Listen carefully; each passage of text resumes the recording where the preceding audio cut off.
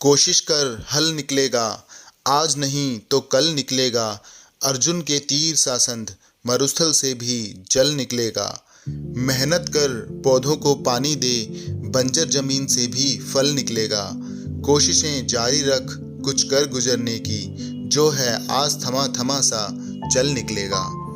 नमस्कार दोस्तों, मैं रवि आपके अपने चैनल हिस्ट्रियोलिक पे एक बार फिर से आप सभी का स्वागत करता हूँ। दोस्तों, पिछले अध्याय में हमने लॉर्ड नॉर्थब्रुक व लॉर्ड लिटन के बारे में पढ़ा।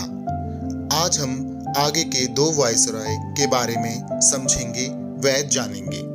दोस्तों, अगर आपने अभी तक चैनल सब्सक्राइब नहीं किया है तो जल्दी से कर दीजिए, ताकि आने वाली वीडियोस आपको जल्द से जल्द मिलती रहें।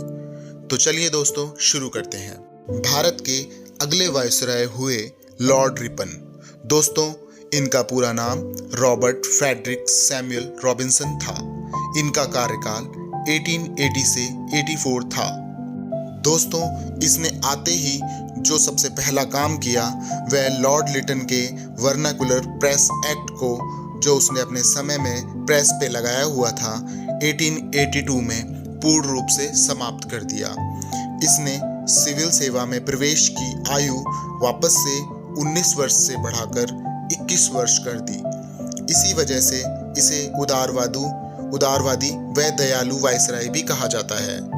दोस्तों, इसके समय में ही भारत में वर्ष 1881 में सर्वप्रथम नियमित जनगणना करवाई गई। तब से लेकर अब तक प्रत्येक 10 वर्ष के अंतराल में जनगणना करवाई जाती है। इसने प्रथम फैक्ट्री अधिनियम 1881 जारी किया। अधिनियम के अंतर्गत यह व्यवस्था की गई कि जिस कारखाने में 100 से अधिक श्रमिक कार्य करते हैं, वहां पर 7 वर्ष से कम आयु के बच्चे काम नहीं कर सकेंगे। 12 वर्ष से कम आयु के बच्चों के लिए काम करने के घंटे तय कर दिए गए व इस कानून के पालन के लिए एक निरीक्षक को नियुक्त किया गया। दोस्तों, इसके समय हंटर कमीशन आया। 1854 में सर चार्ल्स वुड ने भारत की भावी शिक्षा के लिए एक विस्तृत योजना बनाई, जिसे भारतीय शिक्षा का मैग्ना कार्टा कहा जाता है। 1882 में लॉर्ड रिपन ने W. हंटर की अध्यक्षता में एक आयोग का गठन किया, जिसे 1854 के बाद देश में शिक्षा की दिशा में किए गए प्रयासों एवं उसकी प्रगति की समीक्षा करना था।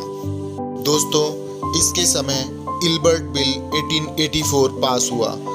इस बिल के द्वारा भारतीय जजेस को अधिकार दे दिया गया यूरोपीयों या ब्रिटिश लोगों के मामले सुनवाई करने का। विरोध के कारण यह वापस लेना पड़ा। ब्रिटिश द्वारा इसे श्वेत विद्रोह कहा गया। फ्लोरेंस नाइटिंगेल ने लॉर्ड रिपन को भारत का मुक्तिदाता कहा है।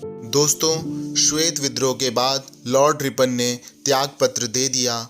भारतीयों ने सैकड़ों अभिनंदन पत्र देकर उनकी भावभीनी विदाई दी। उनके समय को भारत में स्वर्ण युग का आरंभ कहा गया।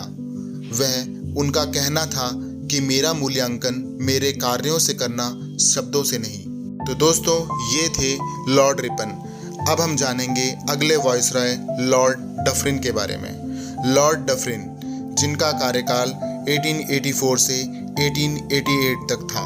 इनका समय शांतिपूर्ण था, लेकिन तीसरी बर्मा युद्ध 1885-1886 इसी के कार्यकाल में हुआ, जिसके फलस्वरूप उत्तरी बर्मा ब्रिटिश भारतीय साम्राज्य का अंग बन गया। रूसी अफगान सीमा पर स्थित पंजदे पर रूसियों का कब्जा हो जाने पर रूस व ब्रिटेन के बीच युद्ध का खतरा बढ़ गया, किंतु डफरिन की विवेकशीलता से युद्ध नहीं हुआ।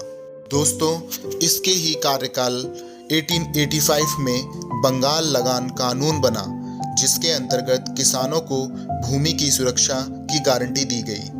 न्याययुक्त लगान निर्धारित कर दिए गए तथा जमींदारों द्वारा बेदखल किए जाने के अधिकार को भी सीमित कर दिया गया।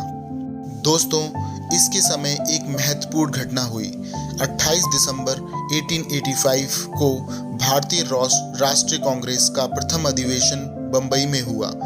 A.O. ह्यूम ने इसकी अध्यक्षता की।